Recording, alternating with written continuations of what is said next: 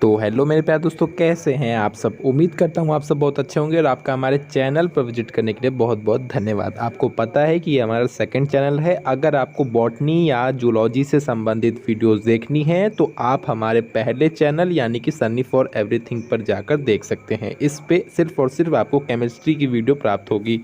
अच्छा। तो आज हम बीएससी सेकेंड ईयर के एक ऐसे टॉपिक को देखने वाले हैं जो हमारे लिए इम्पोर्टेंट भी है, ज़रूरी भी है, बहुत बहुत बहुत बहुत ज़रूरी है, जिसे हमने ट्वेल्थ में पढ़ा है। लेकिन हम ट्वेल्थ में हमने पढ़ा है तो इसका मतलब ये नहीं है कि हमें अब तक याद होगा।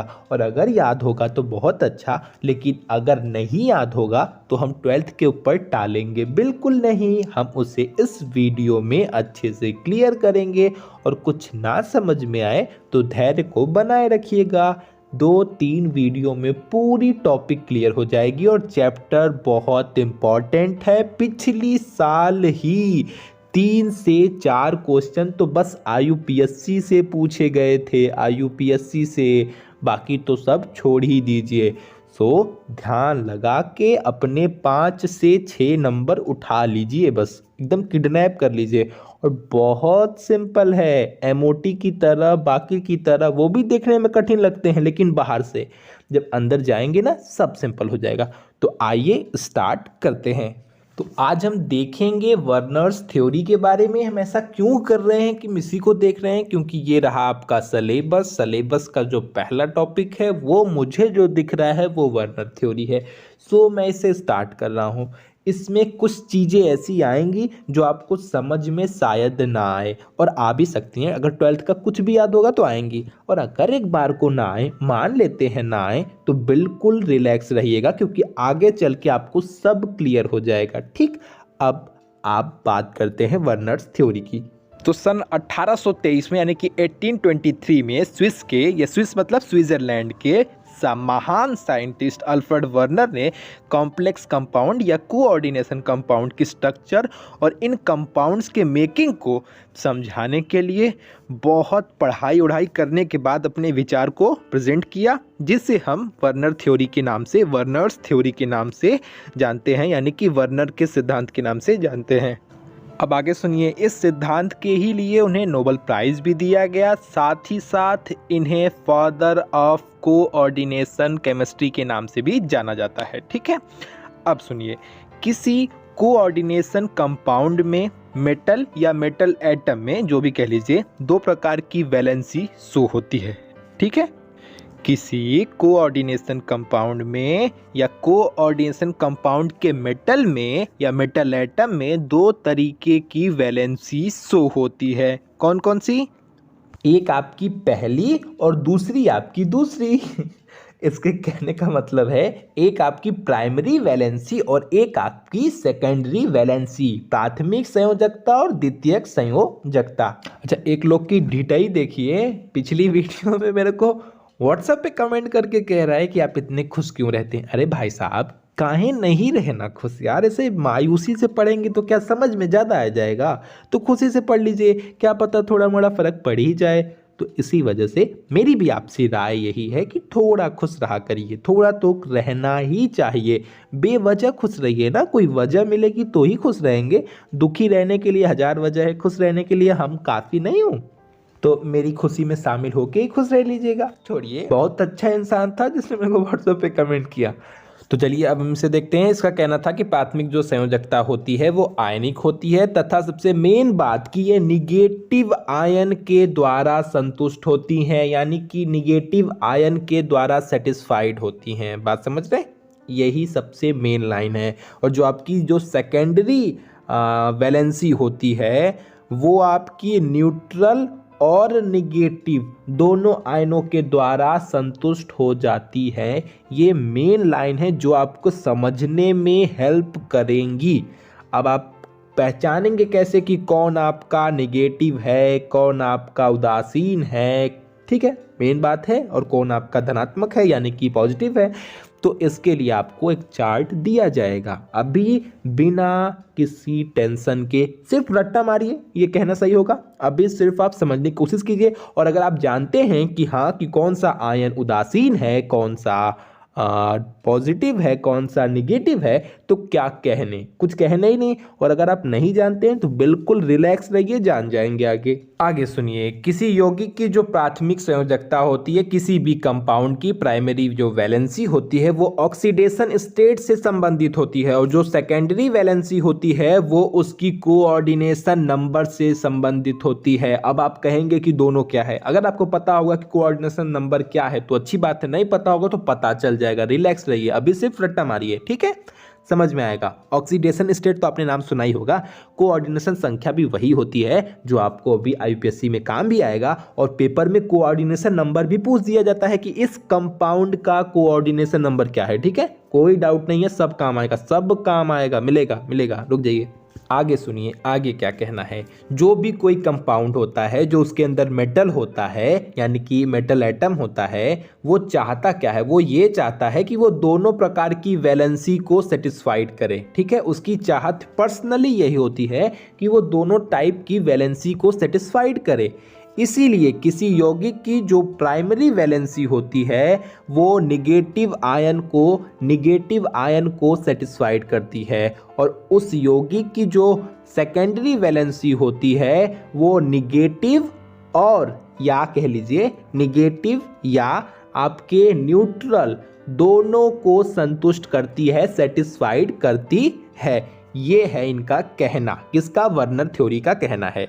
तीसरी जो बहुत ही कॉमन सी लाइन है कि जबकि प्राइमरी वैलेंसी है उसे हम डॉटेड लाइन से शो करते हैं, ऐसे डॉट डॉट डॉट, और जो आपकी सेकेंडरी वैलेंसी है उसे हम सीधी रेखा से करते हैं, यानी कि ऐसे खींच देते हैं, खत्म। अगला है कि किसी भी सेंट्रल मेटल एटम के लिए जो सेकेंडरी वैलेंसी होती है, जो उसका मान होता है वो निश्चित होता है, यानी कि किसी भी मेटल के लिए संयोजकता संख्या यानी कि कोऑर्डिनेशन नंबर का जो मान है वो स्थिर रहता है। अब एग्जाम्पल के थ्रू यहाँ पे देख लीजिए, मैंने 3 प्रकार के आपके कॉम्प्लेक्स आयन लिखे हुए हैं।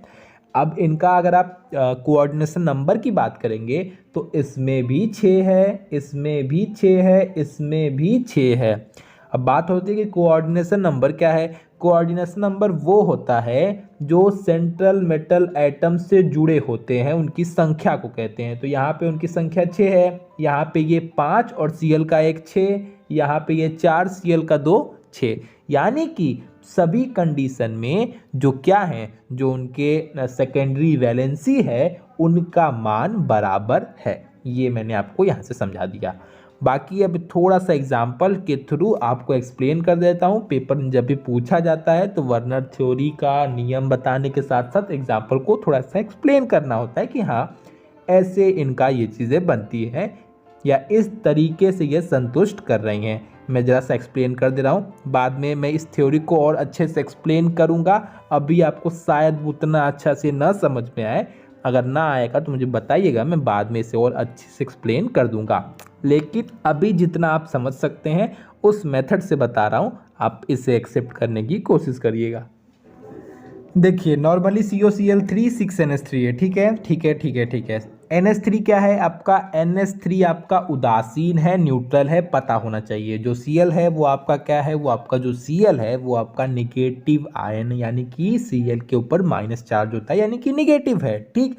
प्राइमरी वैलेंसी का क्या कहना है, प्राथमिक वैलेंसी का सिंपल सा ये कहना है कि वो निगेटिव आयन के द्वारा सेटिस्फाइड होती है, टूटी लाइन से दर्शाई जाती है और आयनिक होती है। ये तीनों कंडीशन Cl फॉलो करती है, क्योंकि हमें पता है कि CO की जो ऑक्सीडेशन स्टेट होती है वो उसके ऊपर, यानी कि सिंपली सुनिए ना, CO का जो CO के ऊपर +3 चार्ज होता है, ठीक है। इसकी ऑक्सीकरण संख्या 3 होती है, +3 होती है।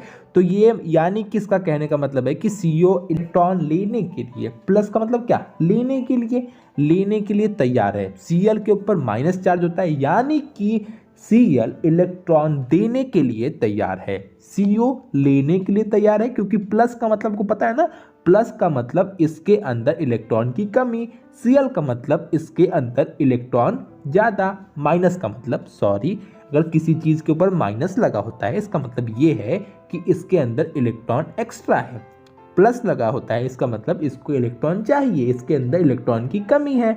तो वो CO और Cl आपस में बॉन्ड बना लेते हैं। क्यों? क्योंकि इसके अंदर ज़्यादा है, उसके अंदर कमी है, आपस में मिलकर बॉन्ड बना लेते हैं और इसे हम डॉटेड लाइन से शो करते हैं। ये आपकी प्राइमरी वैलेंसी थी।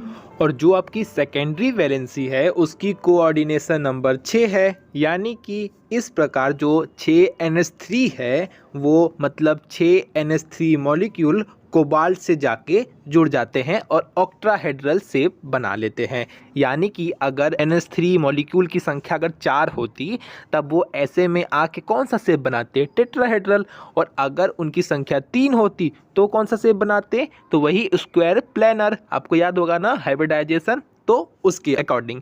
यानी कि मेन चीज़ क्या है, वो मेन चीज़ समझिए। मेन चीज़ ये है कि जब प्राइमरी था, प्राइमरी वैलेंसी की बात चल रही थी, तो जो उसकी ऑक्सीडेशन स्टेट थी वही उसकी प्राइमरी वैलेंसी हो गई। और जब हम सेकेंडरी की बात कर रहे हैं तो जो उसका कोऑर्डिनेशन नंबर होगा वही उसका क्या हो जाएगा?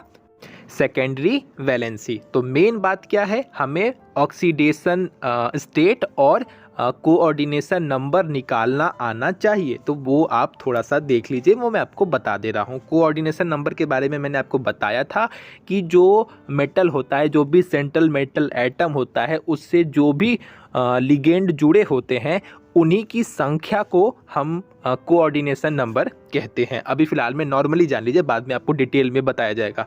जो आपका सेकंड है ये, यानी कि ऑक्सीडेशन स्टेट, उसे देख लीजिए। जैसे मैं इसी का बता रहा हूँ जो आप अभी देख रहे हैं, सिंपल सी चीज़ है, CONH3 6Cl3, इसे ऐसे भी लिख सकते हैं। अब चलिए मैं वैसे और ऐसे दोनों तरीके से बता देता हूँ। CO का ही हमें ऑक्सीडेशन स्टेट निकालना है, इस वजह से उसको हम X मान लेते हैं, प्लस Cl पे हमको पता है Cl के ऊपर -1 चार्ज होता है, यहाँ पे Cl 3 है तो -1 × 3, प्लस NH3 उदासीन होता है, इसके ऊपर कोई चार्ज नहीं होता है, मतलब 0 × बाहर कितना है 6, तो 0 × 6 यानी कि 0 हो जाएगा, क्योंकि 0 से किसी का मल्टीप्लाई हो तो 0 हो जाएगा। तो सिंपल सी बात है, x प्लस मतलब x प्लस ब्रैकेट के अंदर -3, अब ये -3 उस साइड जाएगा इक्वल के उस साइड, तो वो हो जाएगा आपका +3। तो इससे हमें पता चलता है कि x बराबर +3 होगा, यानी कि CO की ऑक्सीडेशन स्टेट +3 है, यानी कि CO के ऊपर +3 चार्ज है, इसीलिए ये -3 को अटेम्प्ट कर लेता है, यानी कि 3 Cl को अडॉप्ट कर लेता है और बॉन्ड बना लेता है। उसे हम डॉटेड लाइन से शो करते हैं। जो NH3 है वो उदासीन है, वो भी उससे बॉन्ड बनाता है, लेकिन उसे हम स्ट्रेट लाइन से शो करते हैं, जो आपके फिगर में दिख रहा है। उम्मीद करता हूँ आपको क्लियर हो गया होगा। कोई बात नहीं, अगर क्लियर नहीं हुआ होगा तो आगे आपका क्लियर हो जाएगा। तो बस आज के लिए इतना ही, मिलते हैं हम अपनी अगली वीडियो में IUPAC के साथ, और अच्छे से सब छोटे छोटे जितने भी टॉपिक हैं वो सब आपको क्लियर करा दिए जाएंगे। तो टाटा बाय बाय।